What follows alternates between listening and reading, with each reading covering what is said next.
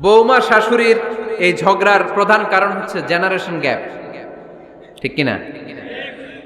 শাশুড়ি এক জেনারেশনের আর বৌমা আরেক জেনারেশনের। শাশুড়ি ভাবে একরকম, বৌমা ভাবে আরেক রকম।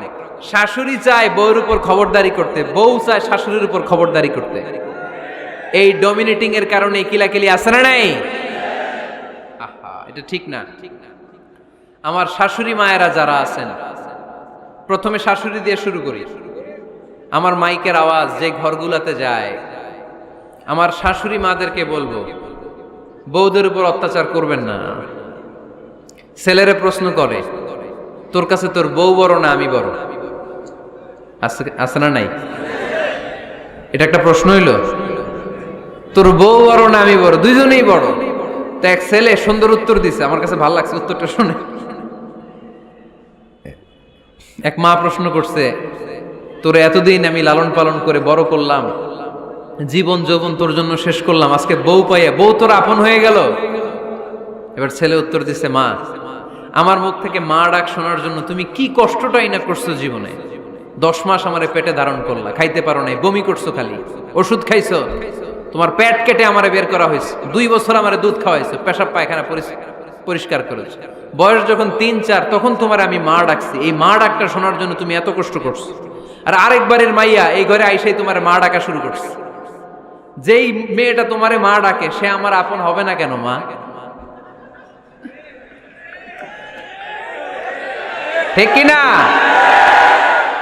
এই মা ডাক শোনার জন্য তুমি এত কষ্ট করলা, আমার লালন পালন করলা, 10 মাস পেটে ধরলা, পেশাব পায়খানা পরিষ্কার করলা, এরপরে মা ডাক শুনতে পারছে। আর আরেকবারের মেয়ে জানা নাই চিনা নাই এসেই তোমার ডাকা শুরু করছে মা। তো যে আমার মারে মা ডাকে তার স্থান তো আমার কলিজায়, ঠিক কিনা? শাশুড়ি আম্মারা যারা আছেন, প্লিজ বৌমাদেরকে কষ্ট দিয়েন না। অনেক শাশুড়ি আছে পান থেকে চুন খসলে রেগে যায়, পদে পদে স্ত্রীর ভুল ধরে, বউয়ের ভুল ধরে, আছে না নাই? এটা করবেন না। সে তো নতুন, আপনার অনেক এক্সপিরিয়েন্স হতে তার সময় লাগবে, তাকে সময় দিন, তাকে ভালোবাসুন, ঠিক কিনা? না বুঝে সামান্যতে বৌমারে বদদোয়া দেয়, এরকম আছে না নাই? কিন্তু বুঝতে চায় না, বৌমারে যদি বদদোয়া দেয় তাহলে তার নিজ ছেলের পরিবারের ক্ষতি, পেটে ধরা যে ছেলে, ছেলের পরিবারের কিন্তু ক্ষতি, তার আপন নাতি নাতনিদেরই ক্ষতি। আওয়াজ করে বলেন ঠিক কিনা? বৌমাকে বদদোয়া দিয়েন না। বৌমাকে নিজের মেয়ের মতো দেখবেন। সমাধান আমি দিচ্ছি। কেমন দেখতে হবে? নিজের মেয়ের মতো। নিজের মেয়ে সকালে ঘুম থেকে ওঠে 11টা, ওইটা সমস্যা নাই। বৌমা কেন উঠলো না, ওইখানেই ঝামেলা, আছে না নাই? মেহেরবানি করে আপনার বৌমাকে আপনার নিজের মেয়ের মতো দেখেন। নিজের মেয়েরে যেমনি আদর করেন তাকেও অমনি আদর করেন। আপনার বৌমারে যদি আপনি কষ্ট দেন, মনে রাখবেন আপনার নিজের মেয়েটাও আরেকবারের বউ হয়ে কয়েকদিন পরে যাবে। আপনি যা যা করবেন আপনার মেয়েকেও তারা ওই রকম কষ্ট দিয়ে বাড়িতে ফিরিয়ে দিবে। চিল্লায় বলেন ঠিক কিনা? খবরদার, টিট ফর ট্যাট। ইট্টি মারলে পাটকেলটি খেতে হয়। এজন্য শাশুড়ি আম্মা জানারা যারা আছেন, বৌমার সাথে খারাপ আচরণ করবেন না মেহেরবানি করে। তাকে আপনি কষ্ট দিলে আপনার নিজের মেয়েটাও আরেক বাড়ির বৌমা হবে, সেও ওই বাড়িতে এই কষ্টগুলো ভোগ করবে। এগুলো যখন আপনি শুনবেন তখন আপনার চোখ দিয়ে পানি পড়বে কি পড়বে না? পড়বে। এবার আসেন বৌমার কথা বলি। বৌমা যারা আছেন মেহেরবানি করে, বৌমা যারা আছেন মেহেরবানি করে আপনার শাশুড়ি আম্মাকে নিজের মায়ের জায়গায় রাখবেন। আপনার বাড়ি ছেড়ে নতুন বাড়িতে আসছেন, তো এটাই তো আপনার বাড়ি। আপনার মা রেখে দিয়ে নতুন মা পাইছেন, এটাই তো আপনার মা। তো ওনাকে মায়ের জায়গায় বসাতে আপনার সমস্যাটা কোথায়? বৌমারা খেয়াল রাখবেন, আপনি আপনার শাশুড়ির সাথে যে আচরণটা করতেছেন, আপনার শেষ বয়সে আপনার ছেলের বিয়ে দেওয়ার পরে যে বৌমাটা আসবে ওই আচরণই আপনাকে ফিরিয়ে দিবে। The nature has its own return. প্রকৃতির একটা মাইর আছে, এটা শেষ মাইর, এটা শেষ খেলা।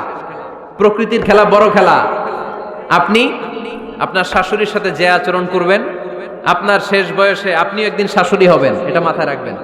ওই আচরণই আপনি ফিরে পাবেন। আওয়াজ করে বলতে হবে ঠিক কিনা?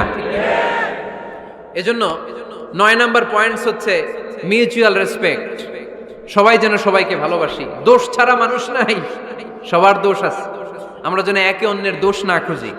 বৌমারা, আপনাদের কেন যদি আমার মাইকের আওয়াজ যায়, অল্প কিছু টেকনিক অবলম্বন করলে আপনি আপনার শাশুড়ির মন জয় করতে পারবেন। শাশুড়িরা আসলে বেশি কিছু চায় না, আগের জামানার মানুষ তো, এদেরকে ওইভাবে হাত করতে হবে। মাঝে মাঝে একটু শাশুড়ির মাথায় তেল দিয়ে দেন, চুলে তেল দিয়ে দিবেন আর কি, মাঝে মাঝে চুল আশ্রে দিবেন, এগুলো কিন্তু খুব পছন্দ করে শাশুড়িরা। ওনার প্রেশারটা একটু মেপে দিবেন, ডায়াবেটিক্সের ওষুধটা খাইলো কিনা সময় মতো খোঁজ নেবেন, কি পছন্দ করে খেতে একটু রান্না করে দিবেন। যেই বক্তার ওয়াজ শুনতে পছন্দ করে ওই বক্তার ওয়াজগুলো ডাউনলোড করে শাশুড়ি আম্মাকে দিবেন, ইসলামী বই দিবেন। দেখবেন বয়স্ক নারীরা মাহফিল যেতে খুব পছন্দ করে, ওয়াজ শুনতে খুব পছন্দ করে, নবীদের কাহিনীগুলো শুনতে পছন্দ করে। বসায় বসে একটু কাহিনীগুলো শোনাবেন। বাইরে বেরোলে জিজ্ঞেস করেন, আম্মা আপনার কিছু লাগবে কিনা। আর একটা টিপস আছে, চুল যখন আশ্রাবেন আর শাশুড়ির মাথায় যখন তেল দিয়ে দিবেন, তখন অতীতের কথা জিজ্ঞেস করেন, দেখবেন অতীতের স্মৃতিতে হারিয়ে গিয়েছে আপনার শাশুড়ি। কি জিজ্ঞেস করবেন জানেন?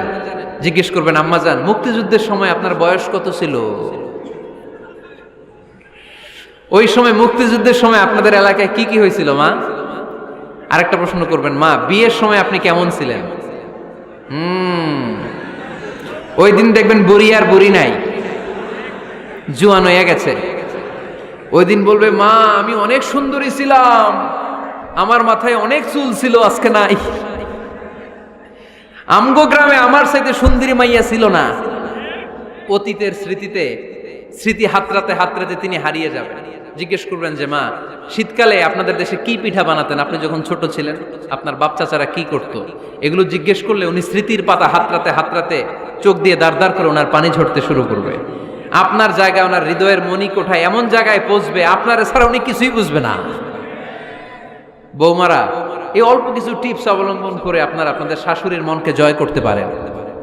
শাশুড়ি বৌমার দ্বন্দ্ব আমরা চাই না, আমরা চাই শাশুড়ি বৌমাকে নিজের মেয়ের মতো জানো, আর বৌমা শাশুড়িকে আপন মায়ের মতো ভালোবাসুক, ঠিক কিনা? এই মিউচুয়াল রেসপেক্টই পারে শাশুড়ি বৌমার দ্বন্দ্বকে দূর করতে আর ঘরটারে শান্তি টুকরা বানাতে। আওয়াজ করে বলেন ঠিক কিনা?